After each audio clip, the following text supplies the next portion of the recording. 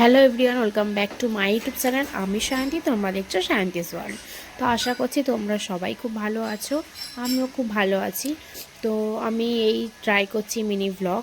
তো অবশ্যই আমাকে জানিও আমার মিনি ভ্লগ কেমন হচ্ছে এবং আমাকে খুব সাপোর্ট করো।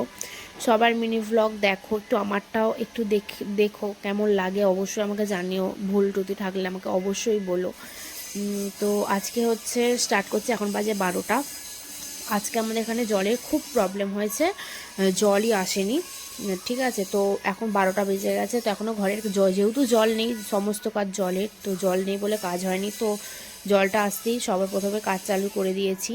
তো সবার প্রথমে আগে আমি ভাতটা বসিয়ে দিয়েছি, কারণ যেহেতু 12টা বেজে গেছে তাই জন্য ভাত বসিয়ে দিয়েছি। তারপরে কাজ চালু করেছি, এক এক করে সব কাজ করছি। যেমন ডাইনিং টেবিলটা প্রথমে মুছে নিয়েছি, তারপরে ঘর মোছা, ঘর পর ঝাঁট দেওয়া সবই ছিল, খালি মোছা বাকি ছিল জলের জন্য।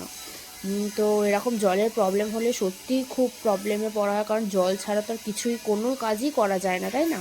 তাই জন্য জলটা আসতেই সবার প্রথমে ঘর মুছে, টেবিল মুছে, ভাত তো আগেই বসিয়ে দিয়েছি, কারণ 12টা বেজে গেছে বলে কথা।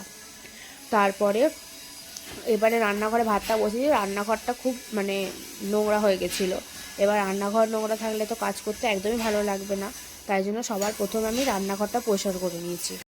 তো রান্নাঘর পরিষ্কার হয়ে বিছনা ফিছনা সব পরিষ্কার হয়ে গেছে। আমি সব ডাইনিং বিছনা সবসময় পরিষ্কার করে রাখি। তো এরকম পরিষ্কার হয়ে গেছে। তো এবার আমি যাবো চান করতে, চান করে যাব ডক্টর দেখাতে।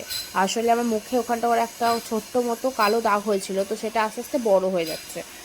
তো অনেক দিনই হলো, 15-20 দিন মতো। তো এখান দিয়ে নর্মাল ডাক্তারখানায় দেখালাম, তো কিছু হলো না। তো তাই ডাক্তার দেখিয়ে আসবো। তো পেছনে আমার ভাতের ফ্যান ছেড়ে ফেলেছে।